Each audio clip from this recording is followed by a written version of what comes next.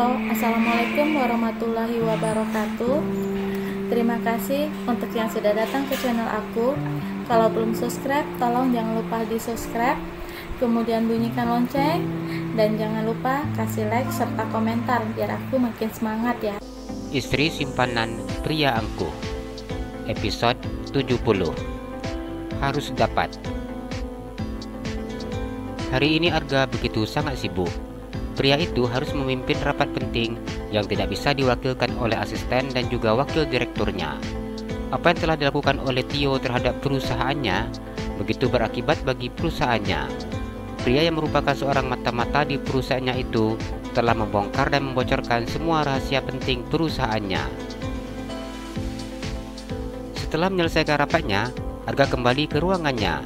Ia duduk di kursi kerja, kepalanya terasa begitu amat pusing. Arga memandang layar ponselnya yang berdering.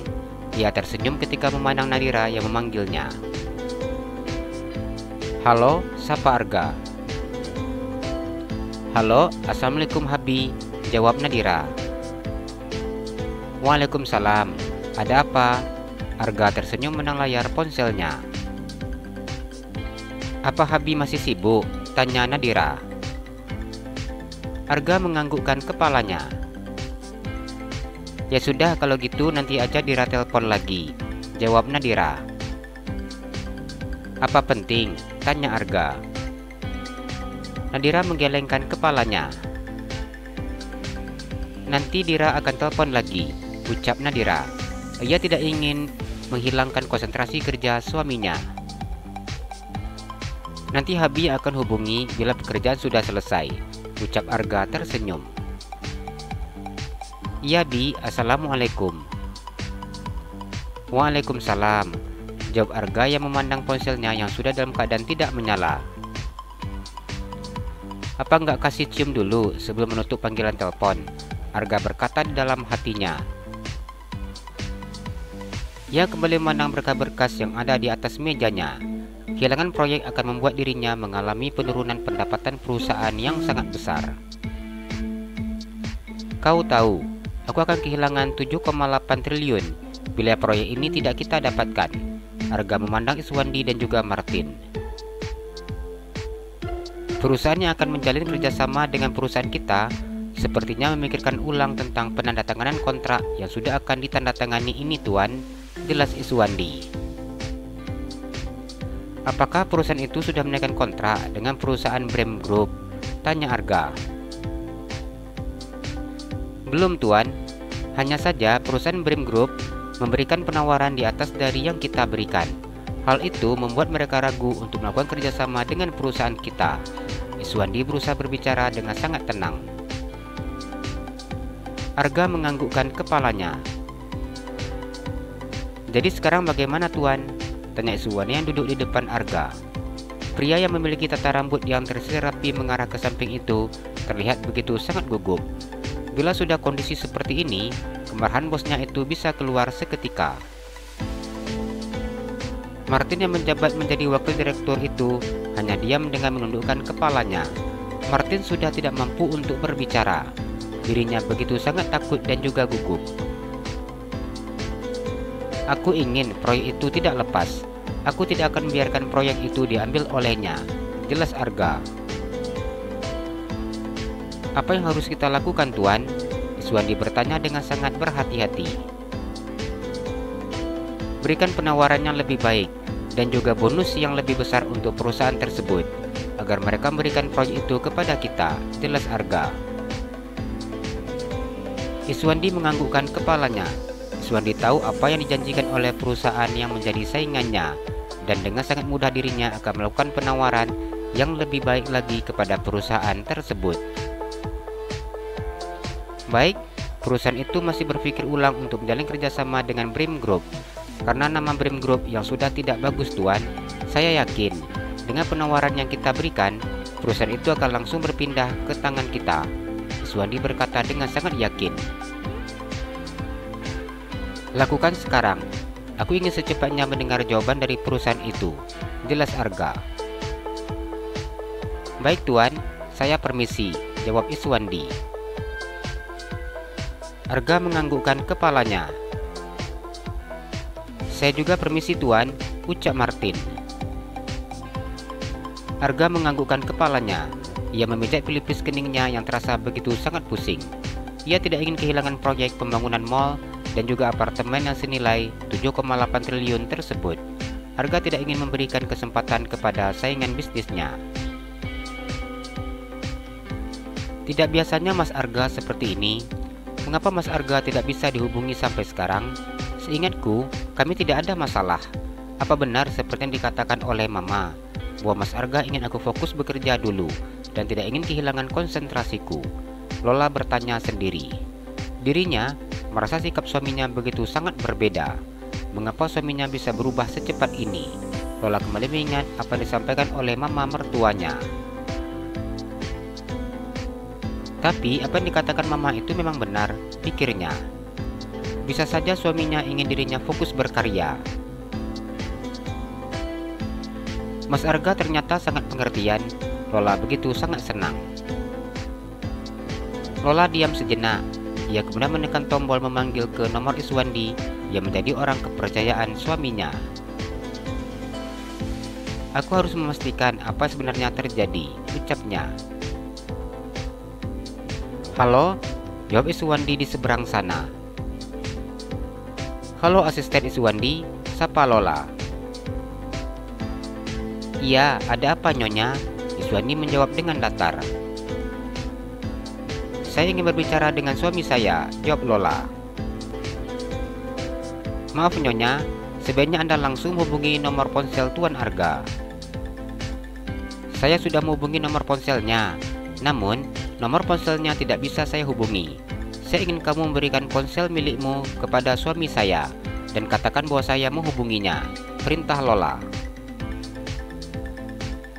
"Bukankah Anda sangat memahami seperti apa Tuan Arga?" "Saya tidak mau tahu. Sekarang juga berikan ponselmu kepada suami saya. Saya ingin berbicara kepadanya," Lola berkata dengan sangat marah. Iswandi begitu sangat malas ketika mendengar perintah yang diberikan oleh istri bosnya tersebut. Saat ini, tingkat emosi bosnya sangat tidak stabil dan dirinya begitu sangat memahami hal ini. "Halo asisten Iswandi, apa kamu tidak mendengar apa yang saya katakan?" Lola mengeraskan suaranya. "Saya tidak yakin Tuan Arga mau menjawab panggilan telepon dari Anda," jawab Iswandi. "Aku tidak menanyakan pendapatmu. Aku katakan berikan ponselmu kepada suamiku. Apa kau mengerti?" Iswandi tersenyum dengan memiringkan bibirnya. Gaya wanita itu memerintahnya sungguh membuat dirinya merasa muak. Namun dengan sikap profesionalnya, Iswandi tetap menunjukkan sikapnya seperti biasa. "Aku tidak banyak waktu untuk menunggumu. Cepat," perintah Lola ketika orang di seberang sana hanya diam tanpa menjawab. "Baiklah Nyonya," jawab Iswandi yang beranjak dari kursi yang didudukinya. Dia meninggalkan ruangannya dan menuju ke ruangan bosnya yang berada di samping ruangannya. "Permisi Tuan, Nyonya Lola menghubungi Anda," Iswandi berbicara kepada bosnya. Saat ini Arga sedang duduk di kursinya dengan memandang kertas-kertas yang berisi kontrak dengan beberapa perusahaan yang akan bekerja sama dengannya. Tanpa banyak tanya, Arga mengambil ponsel yang ada di tangan asisten pribadinya. "Halo," jawab Arga. "Halo Mas, kenapa nomor ponsel kamu tidak bisa aku hubungi?" Lola langsung bertanya dengan suaminya tersebut. "Pekerjaanku lagi banyak," jawab Arga. "Mas, tidak biasanya kamu seperti ini. Sebanyak apapun pekerjaan kamu tidak pernah memblokir panggilan dariku." Lola sangat kesal terhadap suaminya.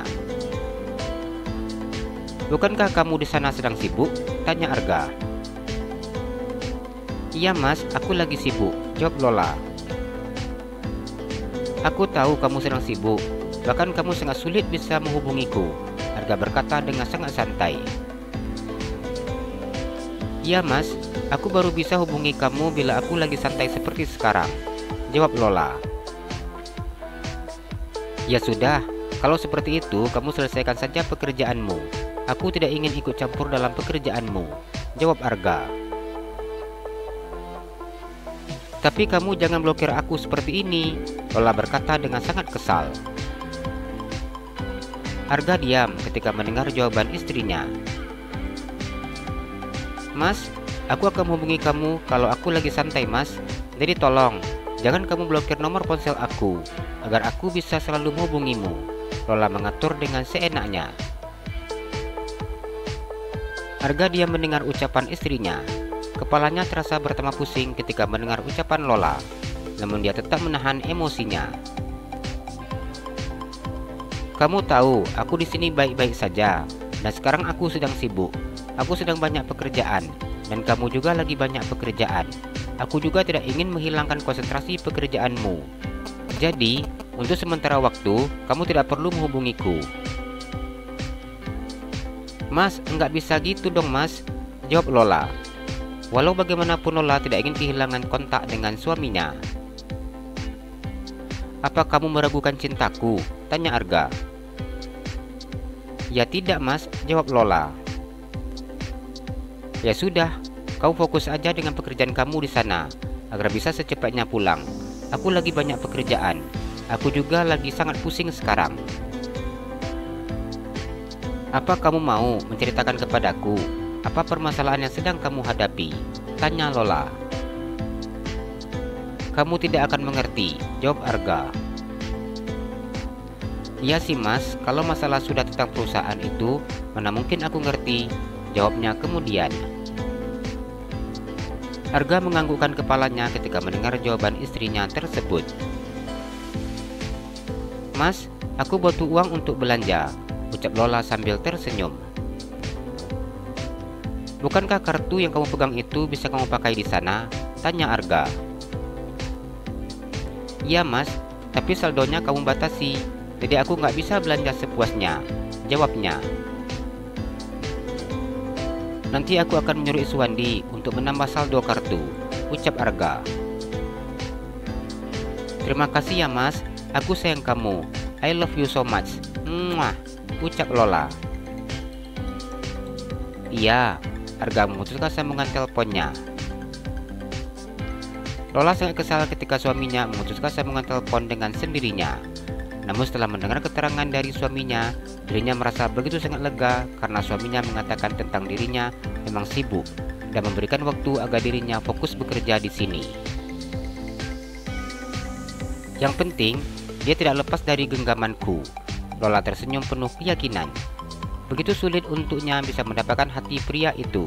Dan setelah mendapatkannya, Lola tidak akan pernah mau melepaskannya begitu saja. Lola tersenyum dengan mengangkat sebelah bibirnya. Lola tahu, Arga bukanlah jenis pria yang mudah didapatkan oleh wanita. Jalan-jalan ke Pekanbaru, jangan lupa beli sepatu. Kalau kamu suka channel aku, please subscribe aku. Terima kasih.